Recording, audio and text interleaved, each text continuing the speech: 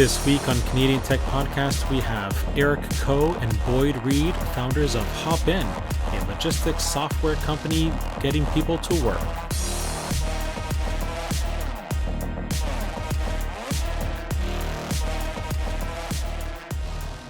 All right, terrific. So as I said in the intro, we have Erich and Boyd Reid here from HopIn.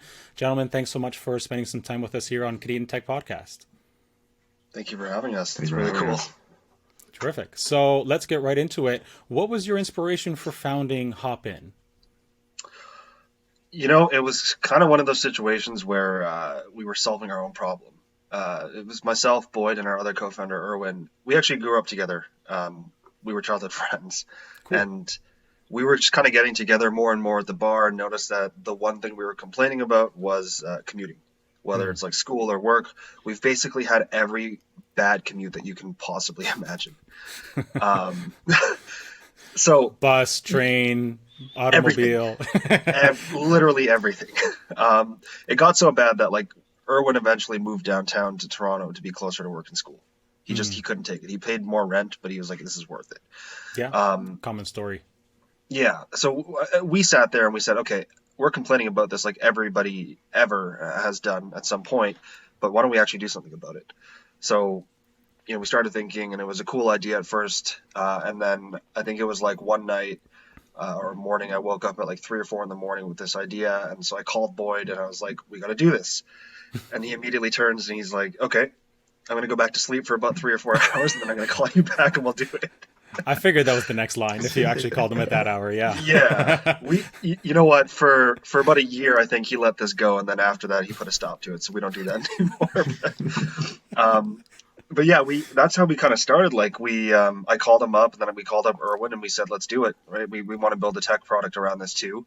It originally started as like a hitchhiking app just to kind of like get people around and help them kind of share rides. I mean, it was a ride share, but it was kind of more of a hitchhiking ride share where there wasn't too much profit going around. That was an abysmal mess. We didn't have a single sign up. Everyone was like, "Oh, it's not safe. How are you going to do payments, et cetera, et cetera." That's the old all the old arguments against Uber too, and Lyft, and every other similar type of ride sharing platform.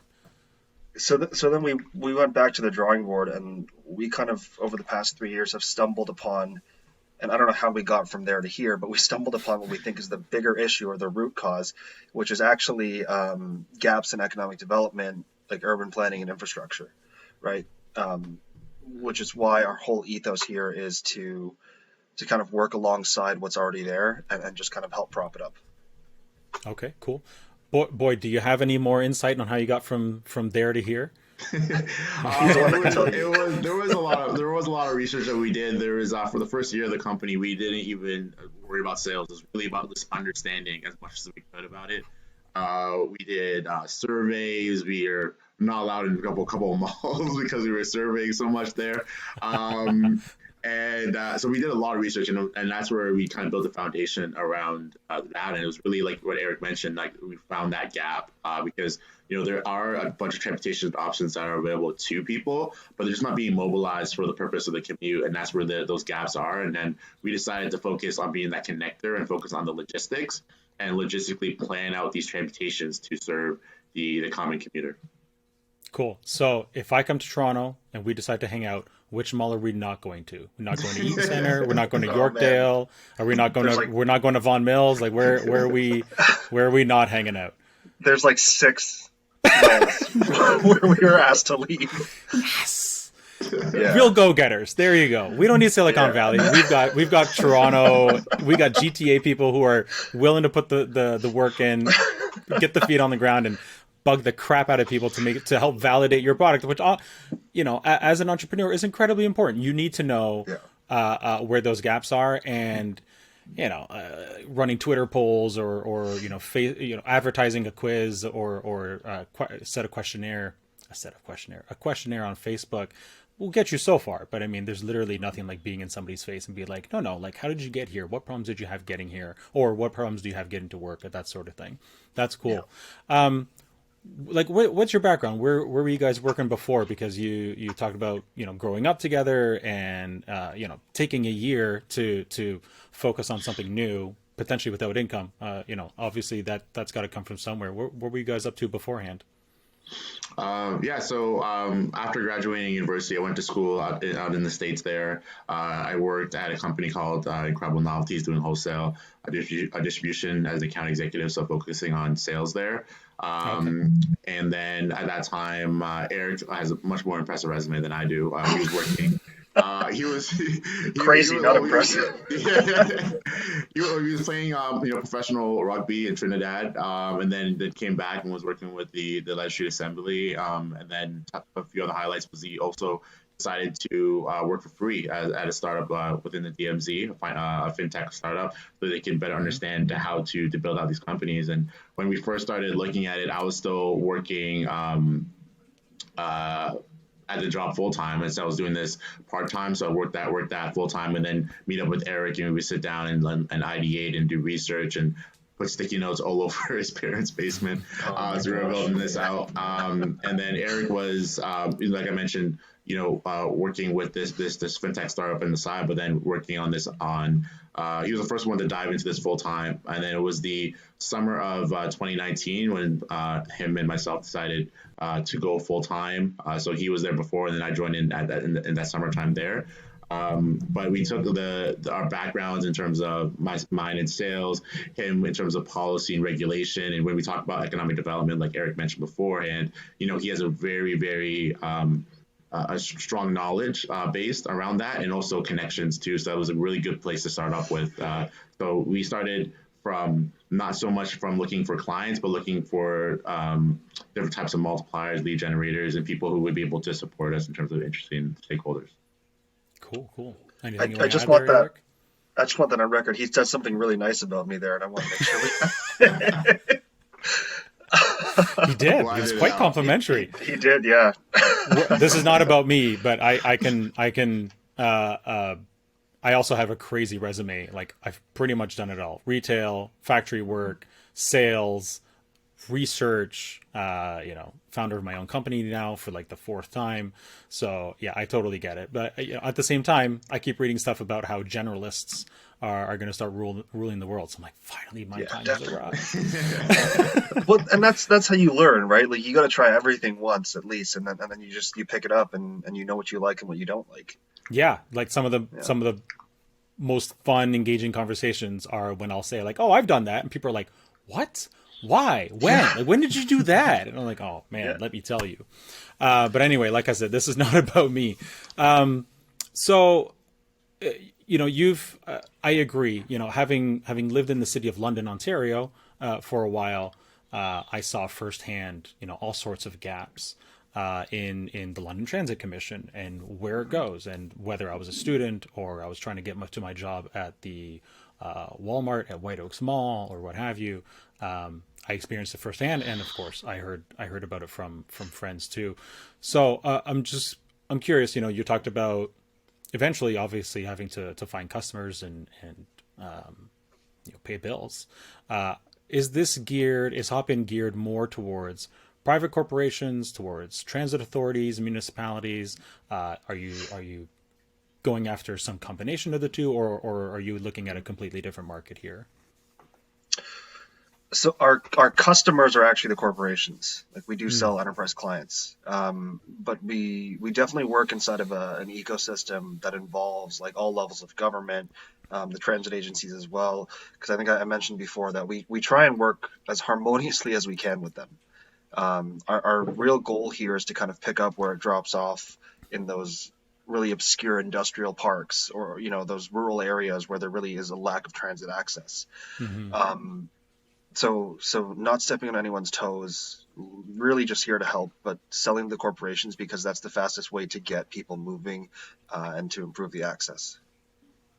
Cool. So maybe this is a bad example. I don't know Oakville well, but the Oakville Ford plant is like kind of just out there near the 403. It's huge. Potentially that sort of thing, right? Where maybe the transit system ends just a couple kilometers away. You could walk, but maybe Ford wants to make things easier for their employees and actually piggyback maybe off of a bus stop or something like that and offer a shuttle service, that sort of thing. Yeah, I mean that's the ultimate goal here. I guess people have coined it last mile. Um, we can do last mile, but we can also help with longer journeys too. We can kind of customize the solutions, and it's our bread and butter is to customize solutions based on the needs of the companies and their employees. So we really get down to the nitty gritty with all of them and say, okay, what are your problems with commuting? What can we do here for you? And when that's where Boyd kind of goes back to the lab and plugs it all into our software and figures out, okay, this is how we're going to put everything together on these schedules, on these routes, everything. Cool. So I was looking at the website recently. Wanted to obviously focus on HopIn and what problems you guys are solving and the tech angle. So on the one hand, this sounds like maybe purely software, but also maybe vehicles. Does HopIn provide everything needed to get this?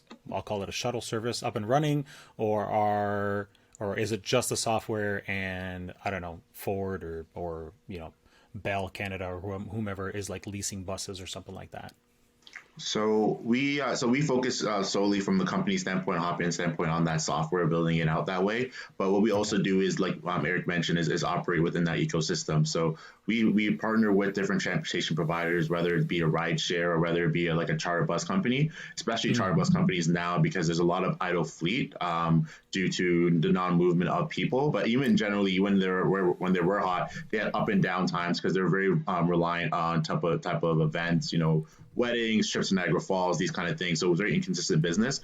But we go to these charter bus companies and tell them that we have consistent business for you because it's Monday to Friday, 9 to 5, or even late shifts or overnight shifts. It's consistent because these people need to get to work every single day. So it provides consistent business there. So we operate as that connector and that bridge, and we kind of organize everything from the logistics angle. So like Erich mentioned, we get what we have, I'll call the needs assessment. We understand the commuting challenges that the company is facing. So whether something around retention, it's harder for their employees to get into work, or it's a recruiting issue because they're unable to hire because the local community where they can hire from is they're exhausting it, or they just need to hire from different resources.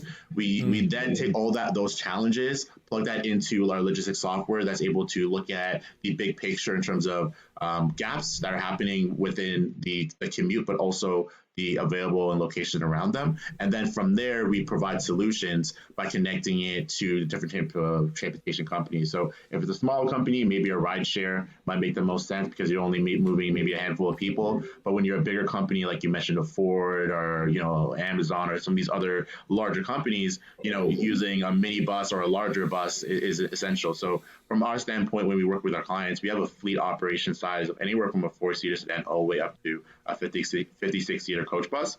And for our standpoint, we don't handle the actual operational aspect of finding a driver, tuning the vehicles. We don't handle that. That's all handled by professionals and the charter bus companies. We just handle the connecting piece of taking those challenges, finding a problem, and then outsourcing the actual ride operations to these transportation companies.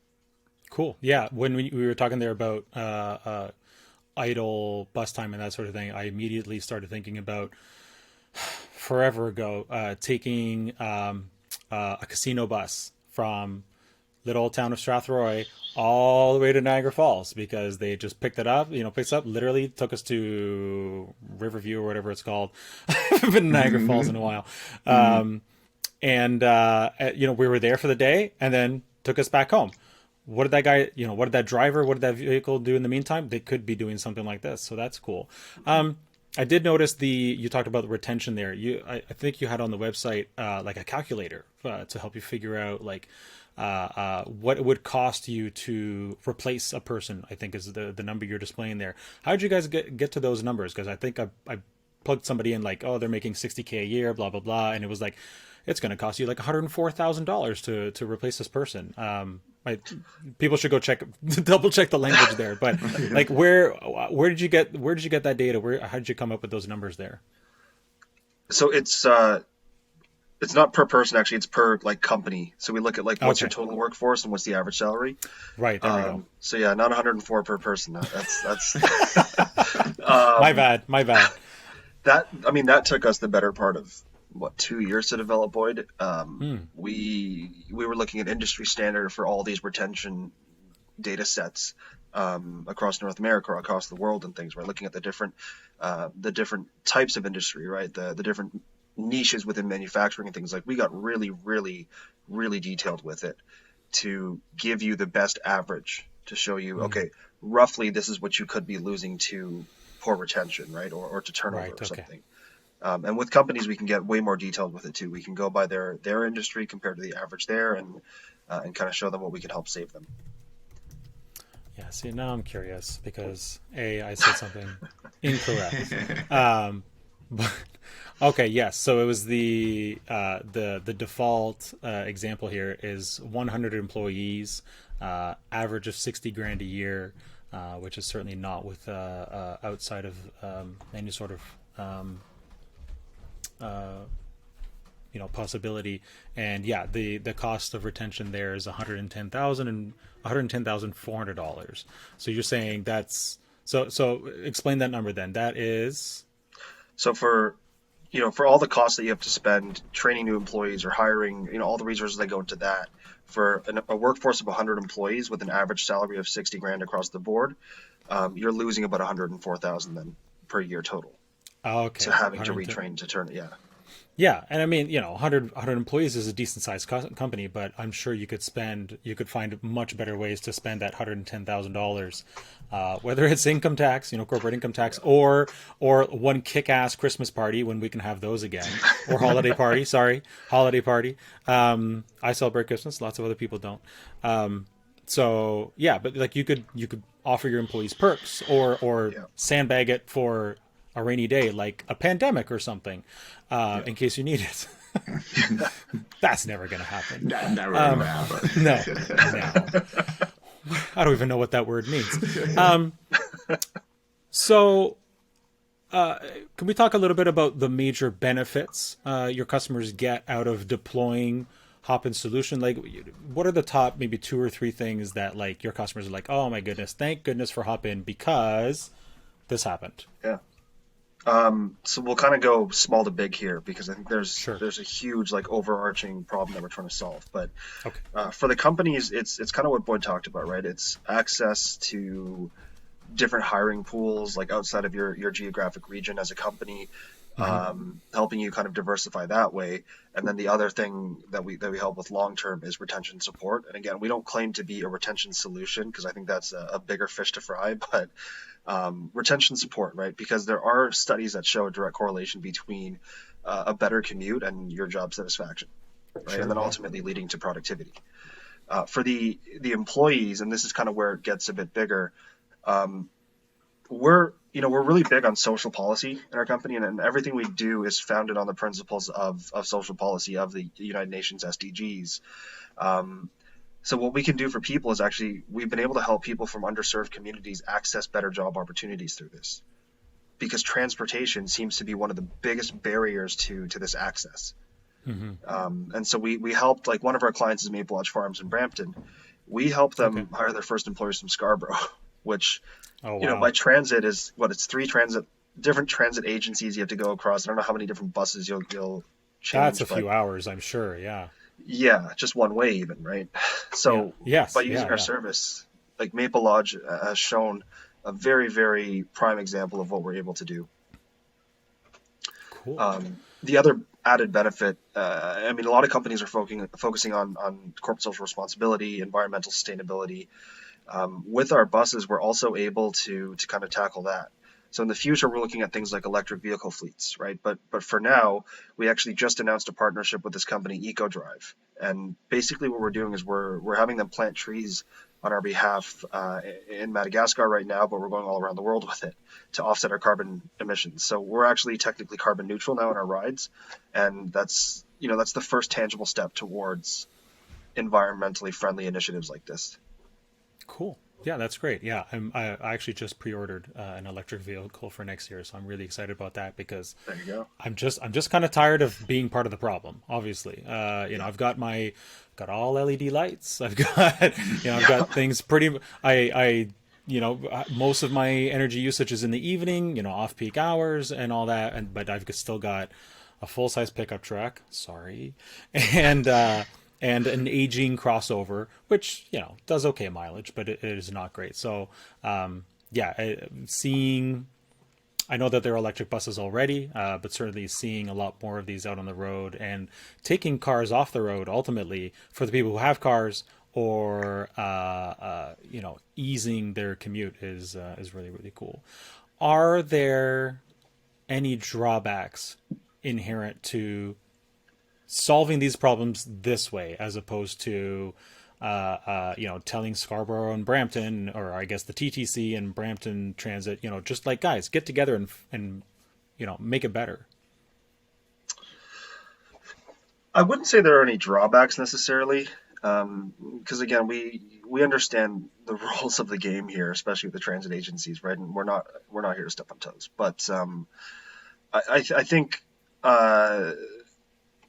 the only drawback might be in growing a bit too fast. And that's why we like to sync up with urban planners and economic developers to see, okay, how quickly or at what pace is your city growing now? Are you bringing in companies, and what do they need, right? Because we don't want to build all this for these companies, have all this going in, and then the city comes in and says, whoa, like, this is too fast. Yeah. You got to go at a certain pace, right? So we're trying to grow sustainably as well, and not just come in here and be your typical, I mean, they say disruptive, but I think destructive tech company. A lot of them, I think, are a bit destructive. Yeah, I did want to ask about that. So why don't we skip ahead, and then we'll come back and talk maybe a little bit more about the software, because I don't think we've talked enough about it, to be honest, and that's my fault. So let's go to the destructive thing, and then we'll come back to the software. So mostly in the States, you know, this happens, but we've seen a lot of criticism directed at private transit options offered by Google, Facebook, probably even Apple, you know, all sorts of other Silicon Valley based companies. Partially because they do use the same infrastructure, whether they've asked for permission or not, I don't know in every situation. But, you know, Google buses, Facebook buses will literally stop at, you know, San Francisco Transit bus stops and that sort of thing. So you've kind of talked about it already, but has HopIn encountered this type of criticism? Maybe not from City Hall, because you seem to be working pretty well with them, but maybe just from average people. And if so, like, how are you trying to combat that potentially negative image if it is happening? It's funny that you said you don't want to talk about software, because this is where it comes into play. Well, no, I do. I'm saying I don't think we've talked about it enough, and that's my fault. So we're going to come back to it, but please go ahead. We're coming to it now, apparently. Yeah, good. Even better. So I'll start by saying, like, again, the way that they've been a bit destructive, I think some of these companies, is not like, there's no malicious intent, right? Per se, it's just they want to get their employees to work. They see a good path to it, and why wouldn't you take it, right? But we looked at that when we were building this, and we said, okay, the way that we're building our logistics models now and our software, can we do it in a way that it's a bit more efficient? Which is why we do the customized, which is why we take a bit more time to do things, because we're trying to plan this in a sustainable way. And like you just said, we play nice with all levels of government. I think they play nicely with us as well, and kind of that sync up between our software and making sure that we're being transparent with the appropriate bodies is what allows us to not be so destructive here. We do use some of the transit pickup spots, not too many, but we also look at, like, okay, we can use mall parking lots or something, right? Right. There are tons of other designated spots too, and I think even like the GO train stations have like carpool parking spots, some of them. So just like, again, taking a bit more time to understand the layout and the rules that we're playing with before we do anything, and then designing software around that. And ideally not piss off somebody at the provincial government. Exactly. So you know, you've talked about customized routes. You've talked about, you know, this as like as a logistics platform. You know, taking your time. I don't really know how to ask this, but I'll just say, let's talk about the software for a little bit. Like, obviously, I can imagine this sort of thing taking years. You know, you have incredibly well-financed companies like Uber and Lyft, which have done this almost entirely bespoke, if not completely custom in-house. Sounds like you guys have probably done the similar thing. Like, what's that been like? And you know, and like, what do people actually see, if anything, of the software, whether it's a customer like Maple Lodge Farms, or maybe the actual people like getting on, like, where, tell us about it. Like, let's dig in. Yeah, so I can talk about it from the three kind of technologies that our tech company is putting together. There's different components of each technology, and then I'll kind of answer your question as we go along here. So, from the first part here is the logistics aspect of it, and that's what's coordinating all moving pieces, and that's kind of what we have in place right now, and that's where we've built our company around. Right, and the idea of this logistics software, and it's continuing to improve as we go along, and the tech team continues to build upon it. But the core competency of that tech is to be able to look at the entire picture simultaneously in a holistic approach. So the idea of what I mentioned, when we look at companies and look at their employees' challenges, we take that and then we also look at all the transportation options that are available to that person. And then we also look at all the transportation options that are available to that person that they are unable to access. So when we look at the challenges, they may be coming from, let's use Maple Lodge, for example, coming from Scarborough, right? And they may be able to get to Maple Lodge, right? There is ways of getting there. It's not impossible. It's just very, very not it's not efficient. It'll take a long time. So what we do is we look at how can we inject our shuttle services, and what shuttle services make the most sense in terms of filling that gap there. And that is all done logistically through our software. So instead of like myself sitting and having like 30 different tabs open with like different Google Maps, looking at all these people, like, I mean, you sure that's one way of doing it, but it's taking all that information and doing it in a much more automated way. And our tech team has done an amazing job at developing different types of algorithms and make that super easy. So all from our end, so I handle a lot of the operational side. I just give it a human eye on it. In terms of the logistics. So the logistics plans out the routes, offers solutions, and then I just give it a human eye and see, maybe adjust it this way. Or, for example, especially within the GTA, I know lived here pretty much our whole lives, is that I can know, like, there's this, it's maybe a little bit faster going down this way, just because I again, take the human eye approach. We do take that in terms of optimization over time, but, in the initial standpoint, I could play the eye test. So we have that side, which is like the internal web application that handles all the logistics and all that. And that's is not really seen from the customer. They're just seeing the results. They're seeing the results and the reports that we feed them. So it's not like we're just doing these things and saying. We provide reports so that they have an idea of why we're going around this way. But all that, algorithm, the mapping, the logistics, that's all happening behind the scenes. So then the next part there is what we have is for the companies themselves, which is a corporate dashboard, which provides them with this kind of information and reporting that they can export, whenever they need to. For example, they have a morning meeting they forgot to, they can go print it out, a report right before that meeting, and they have access to that at all times. And they also be able to track vehicles and also see kind of the action that's currently happening with their shuttles. So that's a corporate dashboard available for the companies. And then from an individual user standpoint, we have our rider application. And the rider application for that is, its ability to track your vehicles. There's some messaging on that platform as well. So from the corporate dashboard, you can message to the riders themselves. And we can also message to the riders directly on that standpoint there. And we're also able to provide that rider experience. So things like, like showing up at a bus stop and not knowing if the bus came, that kind of thing is solved because if the bus is running behind, you're able to track the shuttle from that standpoint there. Your ticketing is on there. So from the rider experience, we have a rider experience. From our company dashboard experience, we have the company experience. And then internally, it's our logistics, the web application that is handling the whole operations there. Awesome. This sounds like you had to take a ton of external data, right, that you guys probably didn't collect yourself in order to help inform a lot of this. Like, were you going to companies like Navtech or Nokia or people like that who have a lot of this traffic data, or Google, etc., to try and bring that in, or like how did that work out in terms of helping sort out those logistics and maybe if you guys are like taking into account time of day and that sort of thing? Mm-hmm. We have a bunch of different mentors for that, to be honest. Different private organizations are helping us. Some of the publics, yeah, but our solution needs to understand both sides of it, right? So we had to talk to everybody, because we're not just understanding how to help people commute to work, but we're understanding daily transportation patterns as a whole. Yeah. Otherwise, we won't be able to help everybody get to work. Yeah. So yeah, we have both sides of the coin. We're playing with different people, and then we have tons of mentorship. And I just wanted to add one piece to the software. Within the mobile apps, we're also developing another one for the drivers.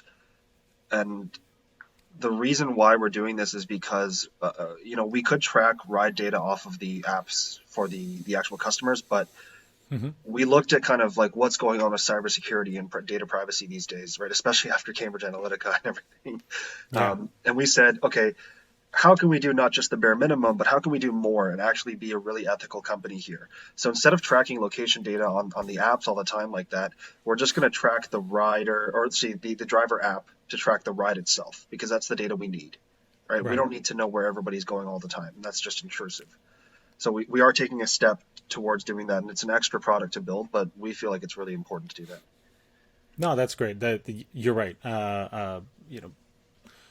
I have a client who has no in-app analytics whatsoever, because that's how much they really care about the user not having additional IDFA and that sort of thing being exposed to the company. They don't want it. They don't want to use the data. They'd rather just talk to the customers directly and figure out what's working and what's not. So I don't fault you for taking that approach. The data has to come from somewhere. There was a decision obviously made at some point that, let's put in the consumer app. It happens, but yeah, I would say personally, that's totally the right approach to change it around. Get one source of data instead of 20 that are probably all telling you the exact same thing anyway.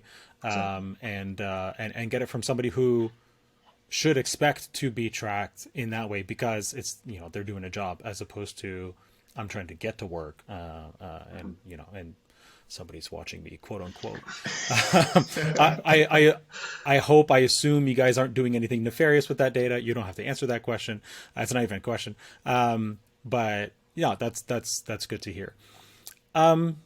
So it's been a few years. You guys have customers. That means revenue. You've developed custom solutions for, custom software and logistics and algorithms and all that in-house. Like, how satisfied are you with how far you've come with HopIn? Are you happy with the results and the growth so far? Like, are you guys comfy with that, or do you wish you had more at this point? That's probably a Boyd question, because he's the one that's on the Come on, operations man. Yeah, I mean, it's one of those things that I think we hear from our mentors all the time. We're very ambitious people. You should hear our conversations as the founders group alone, in terms of what we want to accomplish. But we know we can't just get there right away. So for us, a lot of the things that we want to do in terms of build out with, it's in the future, and we have to get there. So every once in a while, we have to make sure that we take a moment and appreciate how far we've come in terms of this, especially during a pandemic. I don't think a lot of companies, especially in the transportation, and what us to even survive at this time. Even some of the context we had prior, when it came to transportation and potential transportation providers, didn't survive this pandemic. So, the fact that we have been able to, but not only survive, but also grow, and, the company is growing month over month, not only from a revenue standpoint, but also from an employment standpoint as well. And also what we were able to do from impact. We had a year-end review last year. We reached out to our transportation providers, and one of the greatest messages that we got, honestly, and not that we didn't know was happening, but it's just some things that it's kind of just goes over your head sometimes. Is they send a message about like how we were able to save jobs for their drivers. These are things that they had no business. They had no business going on in that standpoint there. And what we were able to do is by providing them our business to those transportation providers, we're able to, feed families. And to me, that is huge. So we like to every once in a while take a moment and look at our impact that we're doing now, and not get too lost in the future goals, because if you focus too much on that, you'll never be satisfied with what you have. We're still hungry, we're super ambitious, and a lot of people are always telling us, maybe can you accomplish that, and then we're like, yeah, we can, and we knock it out of the park. But at the same time, there's struggles and there's the pressures that come with everything, and there's the day-to-day struggles of being an entrepreneur. But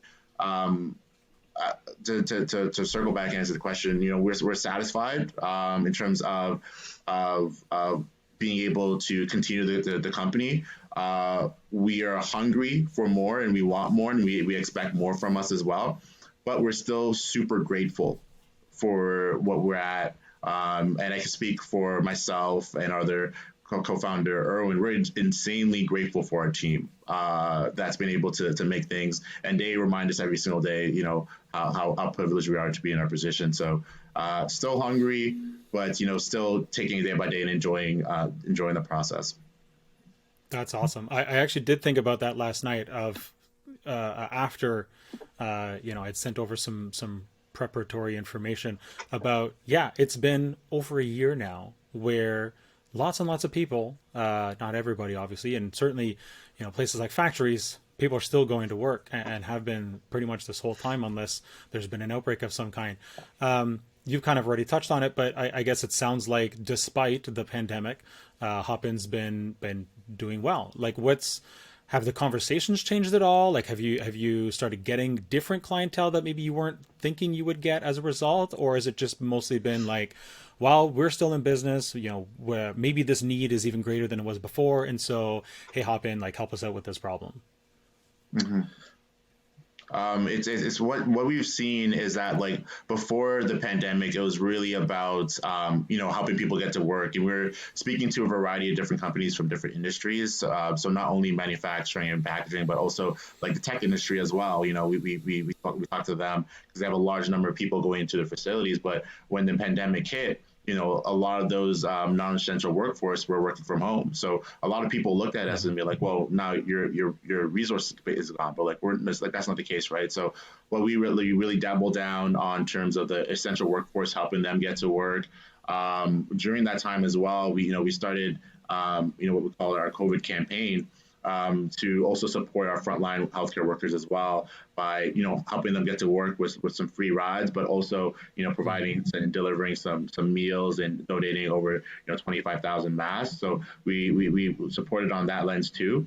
But where the message changed with the pandemic was, it wasn't just about getting people to work, but it was also about getting people to work safely. With these essential workforces, the manufacturing, unfortunately, they're the ones that are receiving some of the lower wages. So they're very dependent on public transit. And public transit was a very, very a nightmare of a place to be, especially early on in the pandemic, even to this day. So what we were able to do was provide kind of what we call like our corporate bubble for companies, where we shuttled them to and from work. So in essence, you are protecting and reducing the touch points that they potentially have with COVID. And so that's where we saw a lot of our growth in these early days. And we did a few different pivots, along that way. But that's where we've seen our biggest growth. It's just really just changing that messaging in terms of that safe ride to work. And we implemented tons of policies to provide that. And to this day, we've had 0 COVID cases on any of our shuttles. That's amazing. Good. We're just got a few minutes left here. Let's see if we can rapid fire these last 2 questions. What's next for HopIn? What do you talked about moving the very important and understandably important GPS tracking to the driver app, but maybe on a more substantial level. Where are you guys going next? I guess we're heading south. Okay. We're just. I was going to ask that next. Yeah. Yeah, we're just in the middle of opening up in the U.S. and Mexico right now. Actually, there's a huge need, I think, in South America as well. So we're just kind of making our way down there. But, all throughout the U.S. as well, like you have these massive areas, especially in the Midwest, where there are just industrial parks, right? And a lot of these areas need the help that we provide. Beyond that, too, I mean, we're across Ontario now as well. We just got approved for a project in Northumberland County with the Manufacturers Association. And we do have some support from the government on that as well, some funding. But we're we're just going to keep expanding out to these areas that need us. I think there are industrial areas in every single country around the world, right? So Yeah. we're just going to go after those, and we're just going to piece this together one shuttle at a time, I guess. And Good stuff. Yeah. One minibus at a time. There you I go. love minibuses. They're just so cute. That's great. Where are all your customers right now in Ontario? Yeah. Oh, cool. Okay. Just wanted to ask that. Last question. As a Canadian company, what benefits do you feel like you've had operating here in Canada as opposed to starting somewhere else? Okay, we'll compare to the States because they're our neighbor and they're the startup giants, right? Yeah. Everybody goes down there and they talk about how great it is, and it is, right? Like you can go down there and you can sell and sell and sell and scale your company like crazy. But what we love about Canada is actually the conservatism or how conservative people are or companies are here. Because number one, it teaches you to really like cut your teeth in this market. You really have to be able to sell a good product that people absolutely need to get any sales in Canada, I think, right?